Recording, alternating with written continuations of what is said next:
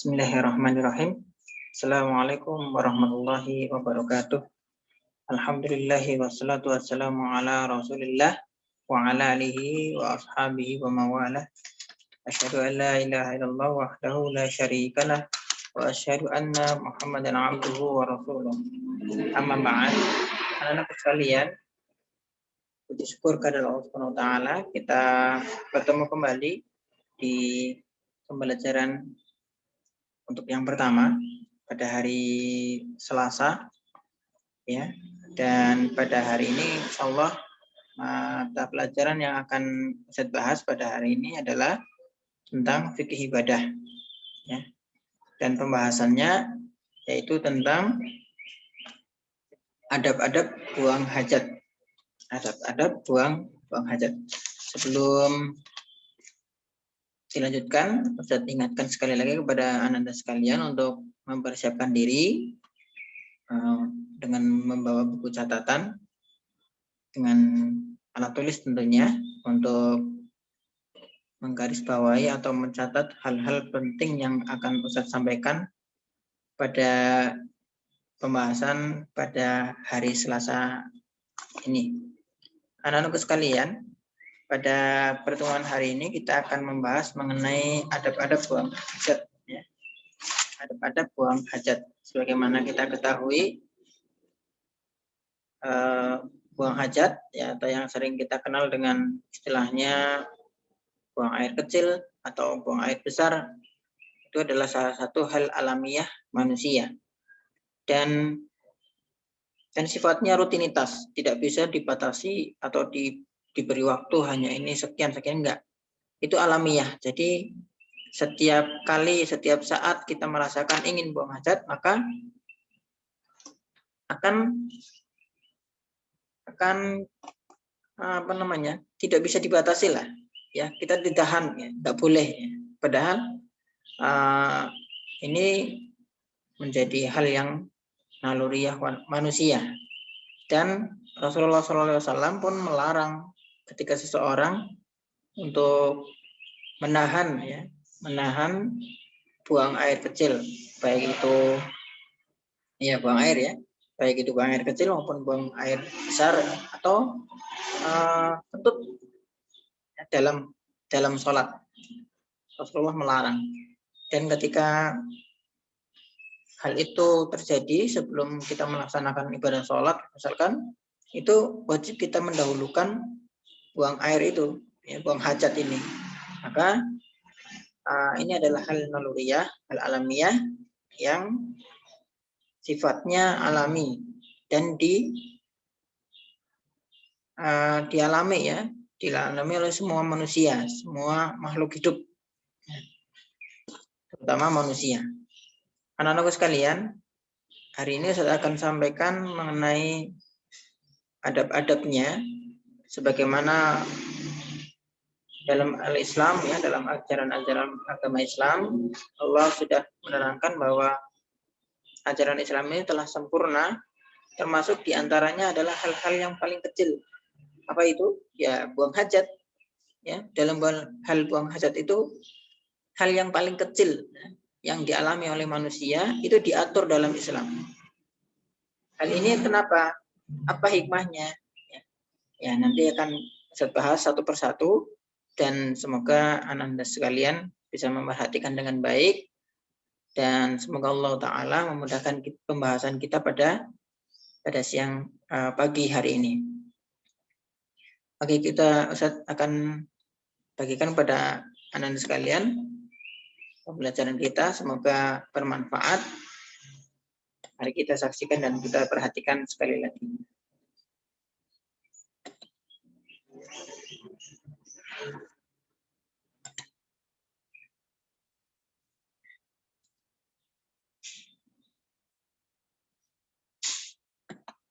Sekali lagi, ya, Ustadz ingatkan untuk Anda untuk mempersiapkan diri dengan alat tulisnya untuk menggarisbawahi atau mencatat hal-hal penting yang akan saya sampaikan pada kesempatan belajar kita hari ini. Oke, yang pertama, ini adalah tujuan kita belajar mengenai adab-adab buang hajat. Ya, tujuannya yang pertama, Anda sekalian bisa memahami bagaimana Islam itu mengatur, ya, menata kehidupan seseorang. Salah satunya di antara hal-hal yang penting lainnya adalah adab-adab buang hajat. Ya, dan selanjutnya anak-anak bisa mengamalkan adab-adab ini karena insya Allah yang akan Ustaz sampaikan pada kesempatan kali ini adalah hadis-hadis dari Rasulullah SAW, dan tentunya ini merupakan salah satu di antara sunnah-sunnah Rasulullah SAW yang kita amalkan. Yang ketiga, di antara tujuan pembelajaran ini, anak-anak diharapkan bisa mengamalkan doa-doa, ya. Salah satunya di antaranya adalah doa masuk toilet, dan doa keluar toilet. Itu ya doa-doanya. Yang kemudian yang terakhir, tujuan pembelajaran ini adalah dengan apabila Ananda nanti berhadapan dengan buang hajat, ya, Ananda bisa membedakan tempat-tempat, karena ada tempat yang dilarang dan ada tempat yang tidak dilarang untuk membuang hajat. Ya, ada tempat yang dilarang untuk kita buang air kecil, buang air besar, ya. Itu dia tujuan kita pembelajaran hari ini. Semoga bermanfaat. Kita melalui dengan memperhatikan kisah berikut ini. Pada suatu hari Rasulullah SAW beserta para sahabatnya itu pernah melewati sebuah kubur, ya, sebuah makam, tanah makam. Di sana Rasulullah SAW memperhatikan dua buah kuburan, ya, dua buah makam. Di sana Rasulullah SAW kemudian menyampaikan kepada para sahabatnya, ya, kepada para sahabatnya yang mengikuti beliau pada saat itu. Beliau mengatakan kedua penghuni kubur ini disiksa, dan keduanya disiksa bukan karena dosa besar, ya, bukan karena dosa besar. Apa itu? Yaitu yang pertama adalah dia selalu tidak membersihkan air kencingnya. Ya, perhatikan ini, dia yang satunya, ya, kubur yang satu itu tidak membersihkan air kencingnya semasa hidupnya. Jadi ketika buang air itu tidak membersihkan, ya, setelahnya, jadi kotor. Kemudian yang kedua, siapa dia? Kubur yang pertama tadi, ya, tidak membersihkan air kencing. Kemudian kuburan yang kedua disiksa karena apa? Karena dia selalu mengadu domba, ya, selalu mengadu domba. Ini adalah perkara-perkara kecil, ya, bukan perkara besar, ya, tapi yang sering kita alami. Ini adalah kisahnya. Coba kita perhatikan bagaimana adab-adab buang hajat yang ditunjukkan oleh Rasulullah Shallallahu Alaihi Wasallam.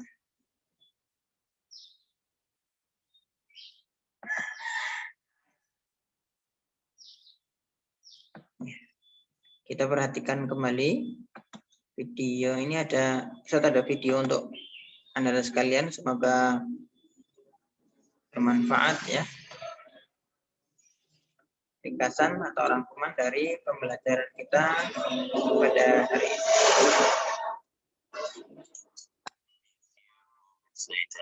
Kita ulangi dari awal.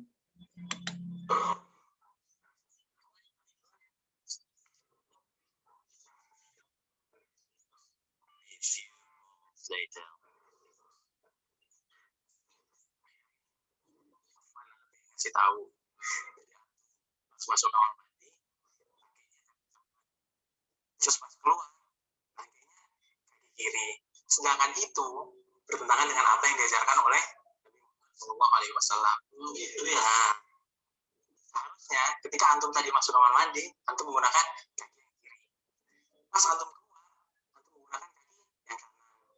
Terus ada satu lagi. Tadi antum masuk baca doa. Ada doanya. Ketika antum masuk, antum bacanya Allahumma inni a'udzubika minal khubuthi wal khaba'ith. Terus pas keluar, doanya enggak juga. Pas keluar, antum ghufranaka.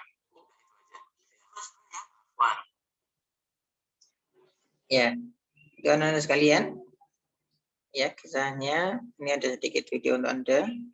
Kita ulangi lagi ya.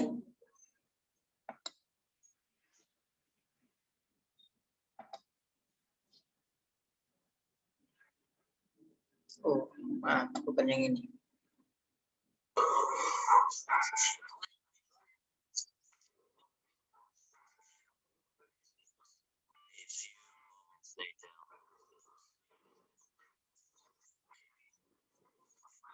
Kasih tahu. Pas masuk kamar mandi, terus pas keluar, kaki kiri. Sedangkan itu benar. Sallallahu alaihi wasallam.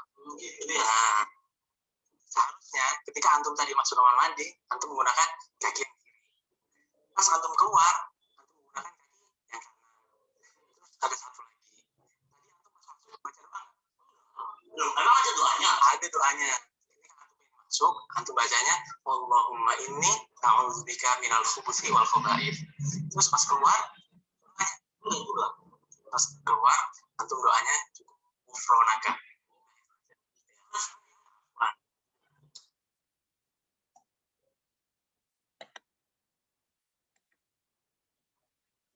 Ya.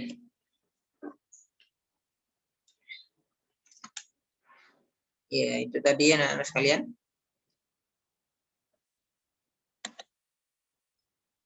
Apa namanya? Sebuah pelajaran untuk kita semuanya. Nah, bagaimana adab-adabnya? Coba kita lanjutkan lagi ya.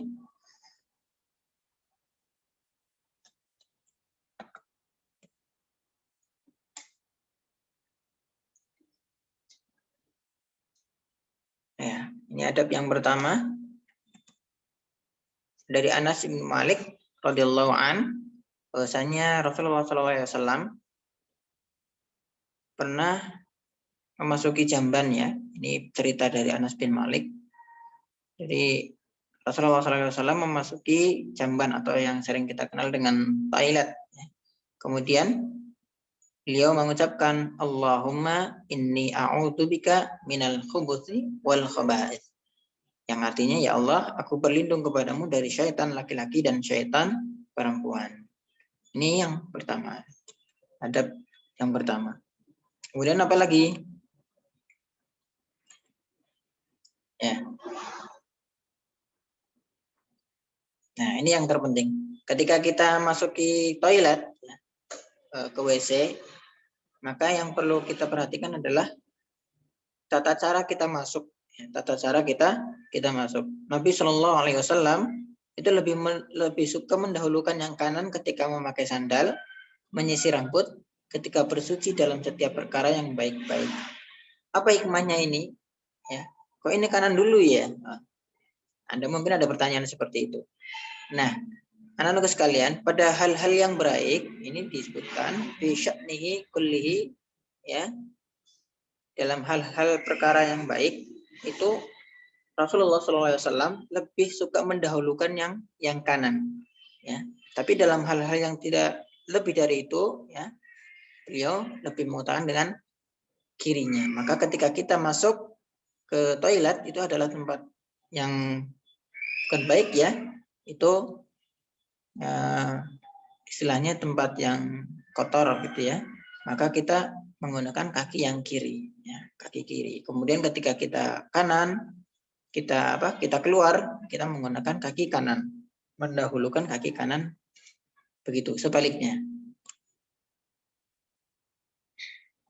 Masih di adab yang pertama ya. Nah, ini adalah doa ketika kita keluar dari toilet. Dari Aisyah radhiyallahu anha, Rasulullah SAW bahwasanya beliau itu selalu senantiasa saat keluar kamar mandi, beliau mengucapkan ghufranaka, ya Allah, aku memohon ampun kepadamu. Ini adalah adab yang pertama, yaitu berdoa, ya, berdoa sebelum dan sesudah dari toilet.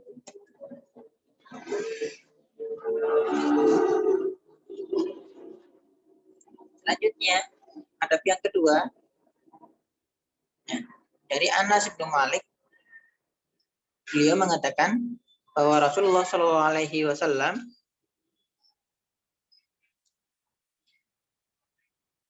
biasa ketika memasuki kamar mandi, beliau meletakkan cincinnya.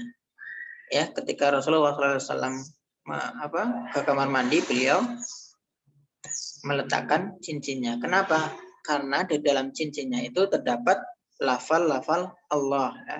Di sana tertulis la ilaha illallah. Hikmahnya yang pertama adalah bahwa ketika kita masuk ke kamar mandi, kita tidak diperbolehkan ya membawa sesuatu yang bertuliskan nama-nama Allah. Ya. Rasulullah SAW sebutkan itu adalah cincin. Ya. Dan lebih dari itu, mushaf Al-Quran itu tidak boleh kita bawa ke dalam toilet ya, waktu buru-buru ya. Maka Al-Quran itu kita tinggalkan di luar. Adab yang ketiga, ya, dari Jabir bin Abdullah, dia mengatakan bahwa kami pernah keluar bersama Rasulullah SAW ketika safar.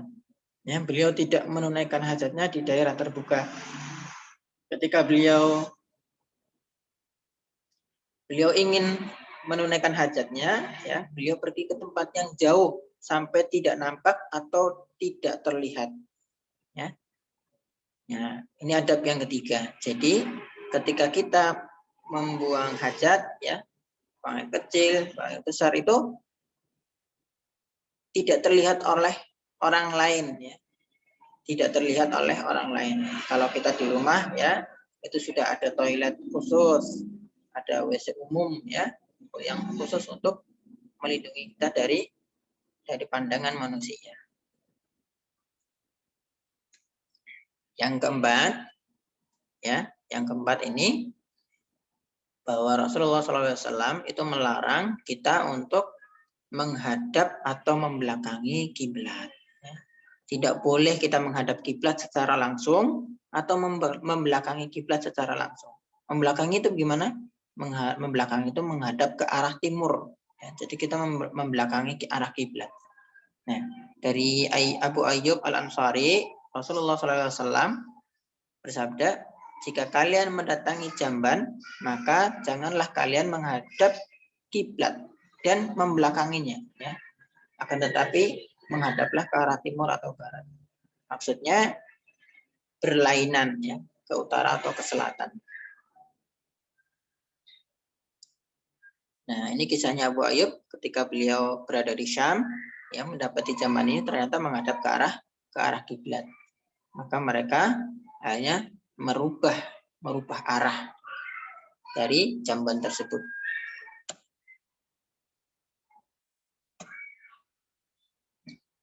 Dan adab yang kelima adalah apa? Tidak berbicara, ya, tidak berbicara saat kita sedang buang hajat. Kenapa? Rasulullah SAW itu melarang, ya, kita berbicara saat buang hajat. Jadi kita diam saja, ya, diam ketika buang hajat. Apalagi sambil murojaah, ya tidak boleh. Berbicara saja dilarang. Ya, ketika Rasulullah SAW beliau sedang buang hajat, ada salah seorang sahabat itu mengucapkan salam, namun beliau diam saja, tidak membalasnya. Dan ketika selesai, ya, ketika keluar dari kamar kecilnya, beliau baru membalas salam tersebut. Nah, inilah kesimpulannya dari adab-adab buang hajat yang tadi saya sampaikan. Yang pertama, ya, berdoa dan mendahulukan kaki kiri saat keluar dan kaki kanan saat keluar. Oh, maaf, berdoa Ulangi ya, berdoa mendahulukan kaki kiri saat masuk dan kaki kanan saat keluar. Nah, ini salah. Mendahulukan kaki kiri saat masuk ya, dan kaki kanan saat keluar. Yang kedua, tidak membawa sesuatu yang bertuliskan nama-nama Allah. Ya, stiker, jaket, baju yang terdapat tulis-tulisan nama Allah ya. Ada lafal Allahnya mending ditinggalkan di luar. Apalagi mushaf ya, mushaf Al-Qur'an, tidak boleh. Yang ketiga, menutup diri dari pandangan manusia. Jangan sampai kelihatan, apalagi terbuka ya di lapangan. Nggak boleh. Apalagi ya kalau di jalan-jalan itu ada orang-orang yang mohon maaf ya, buang air kecil itu di ban roda ya, roda mobil, nggak boleh. Ya mereka berhenti, kemudian mereka buang air kecil di roda ban ya, roda mobil, ini nggak boleh. Salah satu contoh yang tidak baik. Kemudian yang keempat, sekali lagi tidak menghadap atau membelakangi kiblat. Terus yang kelima, kita tidak berbicara ya, bergumam saat buang hajat. Nah, selanjutnya anak sekalian, ya, tadi kita sudah melewati adab-adabnya, adab-adab buang air kecil, ya. Nah, selanjutnya tempat-tempat yang dilarang untuk buang hajat. Yang pertama, jalan yang dilalui manusia. Jalan yang dilalui manusia. Jalan raya, jalan kecil, gang, ya. Jalan kampung lah. Pokoknya tidak boleh kita buang hajat di sana. Di pinggirnya lah, apalagi di tengahnya, ya. Nggak boleh. Haram. Tidak boleh. Ya. Rasulullah SAW mengatakan, ya bersabda, berhati-hatilah kalian dari dua hal yang dilaknat oleh manusia. Para sahabatnya apa? Bertanya, apa yang dimaksud dengan dua orang yang dilaknat? Nah, beliau menjawab, orang yang buang hajat di jalan yang biasa dilalui manusia, ya, atau di tempat yang mereka biasanya bernaung. Nah, ini haram ya, nggak boleh. Nah, selanjutnya, air yang tidak mengalir.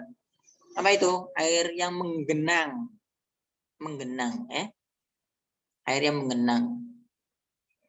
Jika kalian di hutan, ya, misalkan, atau di tempat-tempat yang terdapat di sana ada air, genangan air, itu jangan sekali-kali kalian buang air kecil di sana, apalagi buang air besar ya, tidak boleh ya. Jangan sekali-kali. Karena apa? Karena bisa jadi air yang sebenarnya itu sebenarnya air suci, ya, air yang baik, tetapi kalian, ya, kita yang tidak tahu, ya, misalkan buang air kecil di sana malah jadi kotor, yang seharusnya diminum oleh hewan-hewan atau binatang-binatang, tetapi dikotori dengan kotoran manusia. Nah, ini tidak boleh ya, menggenang, air yang menggenang tidak boleh. Dan yang ketiga, ya tempat bernaung atau berteduh ya. Tadi tidak boleh ya melewati kalau di jalan raya tempat bernaungnya ya, tidak boleh. Nah, apalagi di lubang-lubang ini. Main-main di kebun ya, ada lubang-lubang kecil, terus kebelet pipis misalkan ya. Nah, itu kita pipis di sana ya, nggak boleh ya. Karena apa? Di sana itu terdapat kehidupan-kehidupan yang lain. Bahkan dalam satu riwayat ya, Qatadah, riwayat hadis dari Ahmad ini, beliau mengatakan bahwa lubang-lubang itu adalah tempat tinggalnya jin, ya, tempat tinggalnya jin. Hati-hati, ya. Ya, ketika rumah-rumah jin ya, atau tempat-tempat yang dihuni oleh makhluk selain manusia dan hewan, ya, selain Allah, selain makhluk, selain dari apa namanya, manusia ya dan hewan, itu makhluk lain ya dari ciptaan Allah itu adalah jin. Mereka bisa bersembunyi di tempat yang kita tidak bisa melihatnya. Salah satunya adalah ini, lubang kecil ya, lubang-lubang yang tidak boleh kita kotori. Nah, ini adalah tempat-tempat yang terlarang untuk kita buang hajat ya. Jadi ketika kita nanti mau buang air kecil, mending kita mencari tempat yang biasa untuk buang air kecil ya. Kita sudah tersebar banyak WC umum ya. Kalau tidak kita ke rumah orang dan minta izin untuk izin buang air kecil ya. Tidak apa-apa, boleh ya, daripada kita membuat mudarat yang lainnya ya, lebih baik kita meminta izin ke rumah ya, rumah orang. Gitu.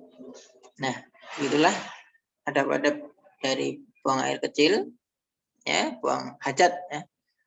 Dan apa hikmah di balik ini dari yang disampaikan melalui hadis-hadis Rasulullah SAW, berikut adalah simakannya. Nanti Anda bisa memperhatikan bagaimana hikmah di balik dari adab-adab buang hajat.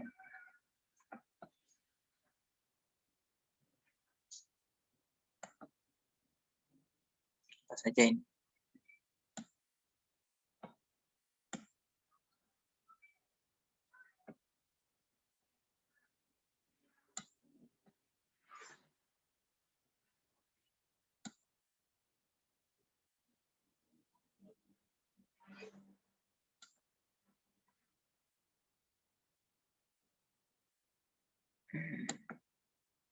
Saya buka dulu ya. Beberapa tempat kayaknya sudah tidak terlihat.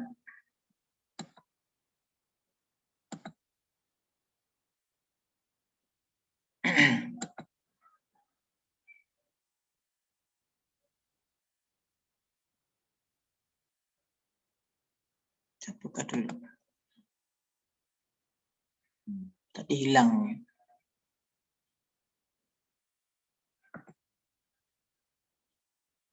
Mana ya?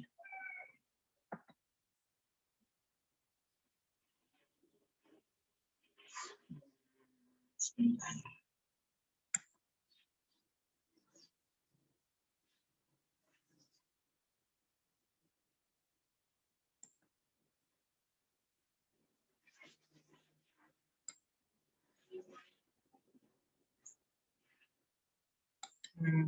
Oke. Kita buka di sini. Semoga keluar nih.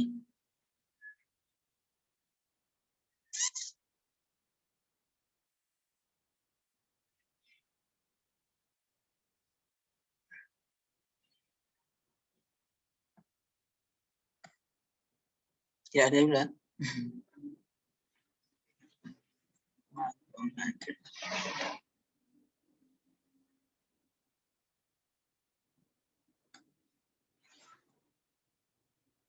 Oke, kita ulangi lagi.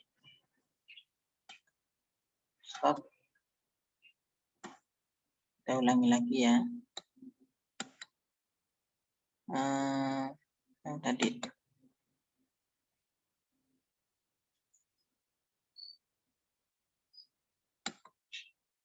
Ya, ini dia. Dengan WC ini orang akan dibedakan derajat di dunia dan di surga. Orang yang punya ilmu, ketika dia masuk WC dengan kaki kirinya, dia dapat 1 pahala. Ketika dia masuk berdoa, Allahumma inni a'udzubika minal khubuthi wal khaba'is, dapat 2 pahala.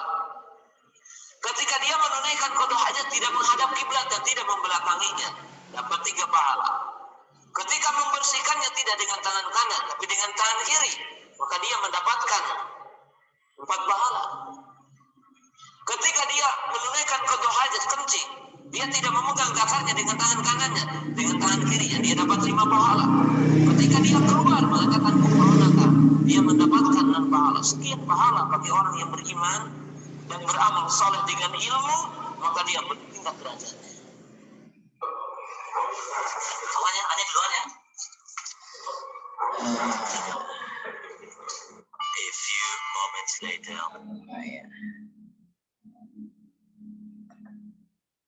Ya, itu tadi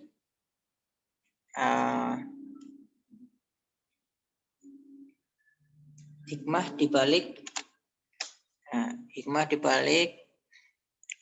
adab-adab buang hajat ya.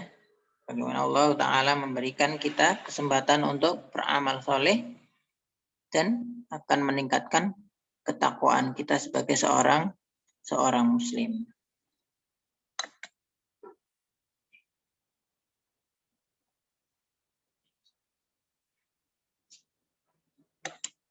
Ya, itu saja. Dan semoga yang sedikit ini yang saya sampaikan semoga bermanfaat dan bisa untuk belajar Anda semuanya. Dan untuk latihannya insya Allah kita akan share ya di grup WhatsApp. Semoga nanti bisa dimudahkan. Dari Ustaz cukup sekian. Jazakallahu khairan. Assalamualaikum warahmatullahi wabarakatuh.